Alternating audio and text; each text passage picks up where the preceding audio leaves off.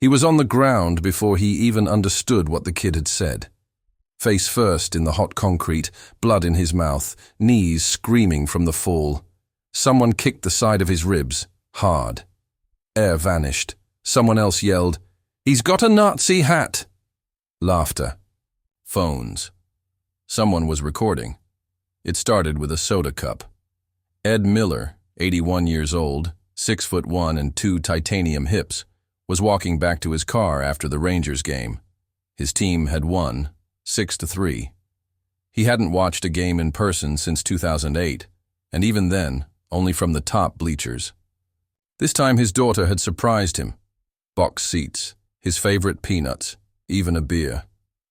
For a moment, life had felt almost soft again.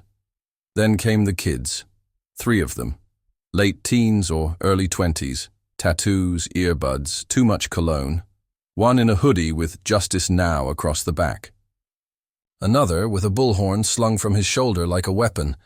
They saw the hat, worn red curved brim, United States Marine Corps, gold emblem center stitched. Ed hadn't taken it off in 10 years. It wasn't political. It wasn't a message. It was memory, cloth soaked with guilt, blood and heat. It used to belong to him. Hank Henley, the man Ed had killed by accident in Vietnam. The tallest kid pointed at him. "Yo, what's that hat mean, old man?" Ed kept walking, didn't answer. Another kid stepped in front of him.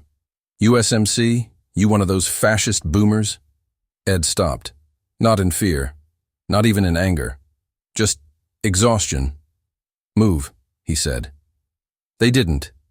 The soda came first, a splash of sticky cold across his shirt. Then the phone.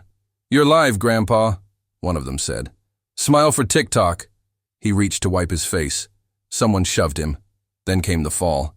The concrete met his skull with a thick thud. Pain flared. His ears rang. Blood filled his left nostril. He looked up just in time to see a sneaker coming down.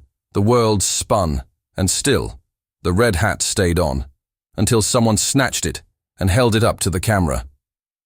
"Symbol of hate," they yelled. The crowd, which had been passing by, heading to cars, had now gathered. Some watched, some filmed, no one helped. He lay there for maybe 30 seconds before security arrived. The boys scattered. One of them yelled back, "Get your Nazi grandpa out of here." A woman knelt beside Ed. Young, frantic. "Sir, are you okay?" "Sir." He blinked. Said nothing. His hand crawled across the ground until it closed around the brim of the hat. Torn, dirty, bent at the seam, but his, still his. The hospital was cold, too bright. A nurse stitched the gash above his eyebrow. Another took blood. A third asked for his insurance card. He had to explain what happened 3 times before the police showed up. They were polite, thin smiles, taking notes, not action. One of them said, "There's a clip online. Already got about 40,000 views." Ed looked up. A clip? Yeah, just a few seconds. "Shows you swinging first." "I never touched them." The cop shrugged. Hard to prove that now. Back home, his phone vibrated non-stop. Unknown numbers. Voicemails like, "You got what you deserved, fascist pig. Hope your dentures broke." Rotten hell, killer. His daughter didn't call. His neighbor didn't wave. Someone left garbage on his lawn. A sign stuck in it. "No room for hate here." He tried to explain to his grandson what the hat meant. The boy just said, "You should have taken it off, Grandpa." That night, Ed cleaned the blood from the cap, hand-washed it in the sink, let it drip dry on the heater. He sat in his recliner staring at it, not crying, not angry, just watching and whispering one name. Henley. The last time Ed saw the cap clean was when it was on a corpse, not in a casket, not folded neatly. No, it was soaked through, clinging to the skull of Corporal Hank Henley, lying face down in a rice paddy with a bullet hole the size of a silver dollar in the back of his head. And Ed had pulled the trigger. Vietnam, August 1969, Quang Tri. It was supposed to be a routine recon, 12 men, jungle thick as soup, no comms. High humidity made the rifles sweat in their hands. They were jumpy, they were tired. And then the explosion, IED, buried deep. Took out Phillips and nearly tore Martinez in half. Chaos, screaming, gunfire from nowhere, and Henley had vanished. They spent 5 hours pinned, moved when the clouds broke. By then, it was dusk, and they'd lost radio contact. Ed had taken point. Night vision fried.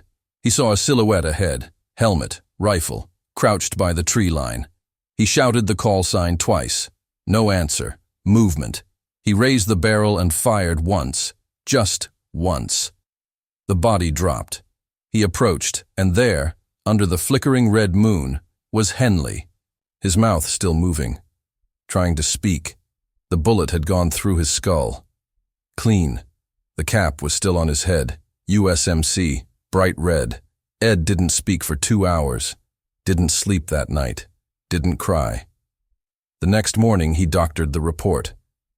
Enemy fire. Stray round. Crossfire confusion. They believed him, or didn't care. War wasn't clean. Mistakes happened. They called it fog. But to Ed, it had never felt foggy. It had felt quiet. Too quiet. Like the world had stopped breathing, waiting to see what he'd do next. Back home, he kept the cap, not out of pride, out of punishment. Every morning, he'd look at it and whisper, "Sorry." And every night, he'd leave it beside his bed, as if hoping the ghost of Henley would come take it back. 54 years later, a viral video called it racist propaganda. Strangers spat on it. Grandsons called it dangerous. News anchors debated it. Some even praised the boys who beat Ed, saying, "It's time these old symbols died." But they didn't know the symbol. They didn't know the man, not Henley. Not Ed, not the war that devoured them both. Ed sat in his living room, eyes red, cap still drying on the radiator. The TV blared headlines. Marine vet in viral clash faces, hate speech probe. Online petition demands apology from Texas stadium officials. Red Hat incident sparks, debate over patriotism and extremism. He turned it off, stared at the wall, got up slowly, went to the box under his bed, opened it. Inside, old service medals, dog tags.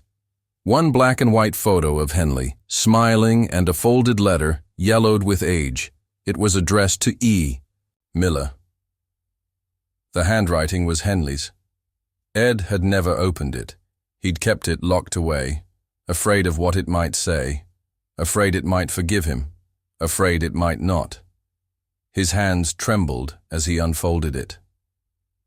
"Ed, I don't know how much longer this all lasts. Every day feels closer to something I can't name. But if something happens to me, I want you to have the cap. Not because I think you earned it, but because you watch. You pay attention. That matters more than stripes. Just don't let the world make you forget who you are. That's how we lose, Hank." Ed blinked. Once. Twice. Then let out a sound. Not quite a sob, not quite a scream. Something between. He held the letter to his chest, then the cap. The world was tearing him apart for the symbol, but they didn't know the man who died for it. And Ed wasn't going to let them erase him. Not again. He didn't want to go viral. He wanted to be remembered right. The letter sat folded on his table, weighed down by a cup of instant coffee he wouldn't drink. The hat, still stained, still red, lay beside it. Not clean anymore, not proud. Just there, like a part of him had been skinned and left on the table to rot. Ed stared at the TV, muted. The news played on a loop. Online outrage continues over the alleged altercation outside the MLB stadium involving a man wearing what some describe as a provocative Marine Corps hat. They blurred his face. Not because they were protecting him, but because he didn't matter. He was no longer a person, just a thumbnail. He walked to the bathroom, looked in the mirror. His face was purpled and yellowed now. eyebrow split, eye ringed black. The kind of face you'd expect to see under racist grandpa gets what he deserves. He whispered to the mirror. I didn't do anything, but even his reflection seemed unconvinced. That afternoon, a knock came. He flinched. Every knock felt like it might come with fists or fire, but this one, slow. 3 beats. Hesitant. He opened the door. A woman stood there. Early 40s. Messy ponytail. Legal pad in hand. Mr. Miller? She asked. He nodded. I'm Anita Henley, civil rights attorney. I'd like to talk to you. About your case. Henley. The name rang in his bones. He blinked hard. A Henley? She tilted her head. Yes, you knew my father. He nearly collapsed. She caught him, helped him into the chair. Didn't speak for a full minute. He finally said it. I killed him. She nodded. My mother told me when I turned 18. She said it was an accident, that you tried to save him after. Ed swallowed. That's not the version I remember. Maybe not, she said, but she never hated you. Ed closed his eyes. I did. She stayed an hour, told him the petitions were real. That some group was trying to get his veterans' benefits revoked, that others wanted his house marked as a hostile property. But most of all, she told him the city was going to move forward with charges: assault, harassment, hate speech. He stared at her. I didn't hit anyone. You raised your voice. You reached out. You got blood on their sneakers. That's enough now. He didn't reply. Anita slid the legal pad forward. I want to represent you, but not to defend what happened. He looked up. To tell why it happened. That night, he pulled the letter out again. Read it by the dim light of a kitchen bulb that buzzed like a wasp stuck in glass. Don't let the world make you forget who you are. That's how we lose. He muttered, I already did. But maybe not completely. The next morning he sat on the porch, not hiding, not apologizing, hat on his lap, not on his head, not yet. A kid rode by on a bike, slowed down, eyed him, spit on the sidewalk. Go die, fossil. Ed said nothing, but he didn't look away. An hour later, Anita came back. With a camera crew. He flinched. No interviews. It's not for them, she said. It's for the truth. He hesitated, then nodded. The lights clicked on. The camera rolled, and Ed told the story about Henley. About the patty, about the bullet, about the cap. He didn't cry, but the cameraman did. Anita wiped her eyes when he wasn't looking. At the end, Ed leaned forward and said, If you want to call me a killer, do it. I won't argue, but don't you ever call him a symbol of hate. He held up the cap. This hat is not red for politics. Pause. It's red because I bled for the man who wore it first. They didn't see a man in the video. They saw a metaphor they wanted to kill. The interview aired online 48 hours after it was recorded, edited cleanly. No music, no dramatics. Just Ed in his weathered chair, telling the truth in a voice like gravel dragged across memory. It hit 100,000 views in 6 hours, but the reaction wasn't what Anita hoped. They called it staged. Said he was reading a script. Comment sections flooded with hate. This old bastard just wants sympathy. A murderer trying to rebrand himself as a victim. What about the kids he traumatized? Genocide grandpa. One post stood out, a screen cap of the red cap, zoomed in, distorted. Captioned, red hat, red flag. It went viral. Again. By the end of the week, someone spray-painted killer across Ed's front door. A brick shattered his bedroom window at 3 a.m. The local veterans hall told him not to come back. For your own safety. His daughter stopped answering. His grandson texted one word. Why? Ed didn't reply. He didn't sleep. He sat with the hat, waited for the fire. It came. Not metaphorical. Real fire. A Molotov, thrown at 2:43 a.m., missed the house. Hit the fence. Burned up the dry grass in seconds. Ed woke to orange against his window. Called no one. He stepped outside barefoot, cap on his head, stared into the blaze. Didn't move. Didn't flinch. Let it burn. The next day, the city filed formal charges. The same day, a young woman, early 20s, black hoodie, showed up on his lawn with a sign. Your story isn't forgiveness. It's a distraction. Anita arrived 10 minutes later. Ed was still in his chair. She stared at the girl, then turned to Ed. You can't stay here. He nodded. She blinked. You agree? I was never here to begin with. She took him in. Small apartment. No porch. No, at rack. He left the cap in a shoebox under her bed. That night, he said quietly, You think I should have just stayed quiet? Anita didn't answer. He didn't press. 2 days later, a new video appeared online. Body cam footage. Police officers watching the incident from across the stadium lot. Not intervening. Laughing. One of them mutters, Let the old man take a hit. Bet he voted for it. Now the tide started turning. The footage aired on national news. Commenters flipped. Now the hate pointed elsewhere. But Ed didn't celebrate. He watched quietly, turned off the volume, just stared at himself, old, broken. Public now, finally. Anita asked him, If you could take it back, all of it, would you? Ed didn't hesitate. I'd go back to that field and miss. She stared. You mean? I'd never pull the trigger. Later that night, Ed walked the empty hallway of her apartment building, found a kid in the stairwell, hoodie, spray paint in hand, caught mid-tag, murderer. They locked eyes. The kid froze. Ed said nothing, just walked over, picked up the spray can, and dropped it into the trash, then looked the boy in the eye. I buried him for 50 years. You think I'm scared of you? The boy ran. Ed stood there.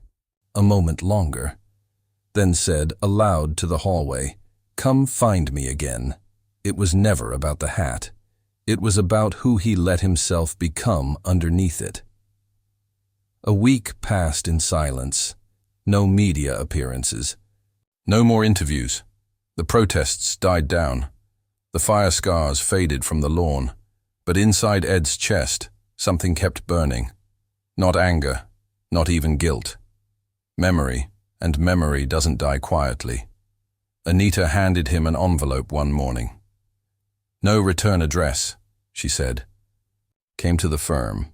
Inside was a single photo, black and white, Vietnam.Ed, standing next to Hank Henley, both laughing, rifles slung low, boots deep in muck.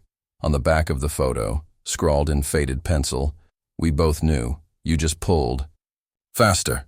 Ed stared at it, eyes wide. His hands began to shake. What the hell? Anita leaned in. Who wrote that? He didn't answer, because he recognized the handwriting, and it wasn't Hank's. That night, Ed unlocked his old footlocker, the one even Anita hadn't seen. Inside, buried beneath medals and old maps, was a stack of sealed letters. One stood, out unopened, addressed to Colonel D. Markson. Return name, H. Henley. Ed's breath caught. Henley wrote a report. Hands trembling, he opened it. Read each word slowly. Sir, I'm filing this not as a disciplinary action, but as a warning. Miller's judgment is slipping. He's become unstable. He's twice disobeyed protocol, and in the last ambush, he mistook me for an enemy while returning fire. He didn't pull the trigger, but he raised the barrel. I'm requesting reassignment or psychiatric eval before something happens neither of us can undo. Signed, stamped, 3 weeks before Hank died. Ed dropped the letter, fell back into the chair, his breath shallow. He remembered the jungle. He remembered the chaos. He remembered Hank's eyes, the movement. He had pulled the trigger. But what? If Hank had already expected it? What did he know? He muttered. What did I know? Later that night, Anita returned from court. She found Ed staring at the cap. I didn't just kill him, he said quietly. She paused. You already said? He shook his head. No, I didn't just kill him. I wanted to, somewhere in the back of my head. I wanted him gone.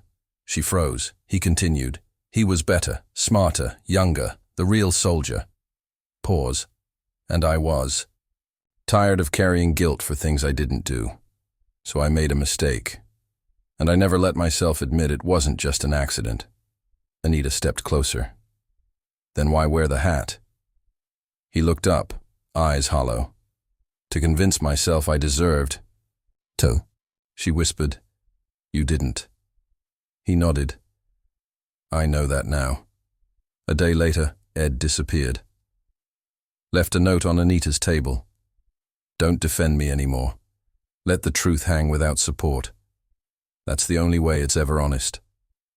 Underneath, the cap, folded perfectly. Inside it, stitched in thread, barely visible. I lied to stay loved.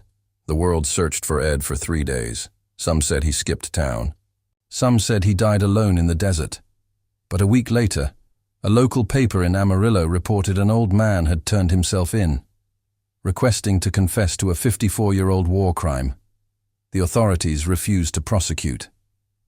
Not enough evidence, they said.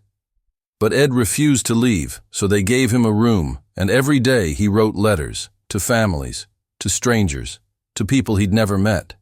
Each one ending with the same line. I was never a hero, but I stopped lying. That has to count for something. The jail cell was quiet, cleaner than he expected, quieter than he deserved. Ed didn't speak to the guards, didn't ask for privileges, didn't request bond. He wasn't being held under formal charges, just protective custody, they said. A courtesy, a formality, a way to keep an old man from getting beaten to death on a sidewalk. He called it penance. They called it logistics. Every morning he rose at 5 a.m., did push-ups. Slow, trembling, more breath than muscle. Ached in the same shoulder where he once carried a wounded child through mud, praying the chopper wouldn't leave. At breakfast, he drank only water. At lunch, he reread Hank's letter. At night, he wrote, always. In pen, always with one rule. Never erase. The letters were never identical. Some were to names he remembered, Martinez, Groves, Captain A. Kim. Some were to people he never met, but who had worn the same colors, or carried the same weight, or maybe just believed the same story. Each letter ended the same. I held the cap, but I didn't hold the truth. Forgive me, or don't, but remember me honestly. Outside, the world moved on. The protests stopped. The TikTokers forgot. The news cycle turned to newer monsters, flashier villains. But Anita stayed. Every Friday she came, sat across the glass, watched the man who had once killed her father, and buried the memory under silence. One day she said, I've decided not to press civil charges. Ed didn't react. She continued. My father, he wasn't perfect. He wrote angry letters. He fought unfair fights, but he always told me one thing. Pause. Truth doesn't care about comfort. Ed nodded. Slowly. I still remember the way his hands moved when he loaded his rifle, he said. Anita blinked back something. You told me once you wanted to be remembered. Do you still? He hesitated. Then quietly, no. Not unless someone tells the whole story. 6 months passed. Ed was moved to a hospice unit. His lungs were weak, his memory frayed. But he never forgot Hank's name, never called the cap his own again. He stopped wearing it.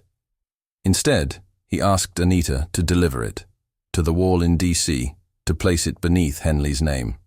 She did, and left with it a copy of the letter Ed never sent. The last morning of his life, Ed wrote only one line in his notebook. I pulled the trigger, but I carried the weight because no one else would. He closed the notebook, closed his eyes, did not wake. At the funeral, Small, simple, government-paid. Anita stood alone beside the flag.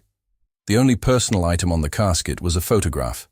Not of Ed, not of the hat, but of two boys in the jungle, smiling, before the sky turned red. In the end, there was no viral moment, no headline, no crowd, just an empty chair in a quiet room and a folded cap, stained, torn, faded, but finally still. He didn't die forgiven. He didn't die famous. He died as what he was, a man who stopped lying before the silence consumed him.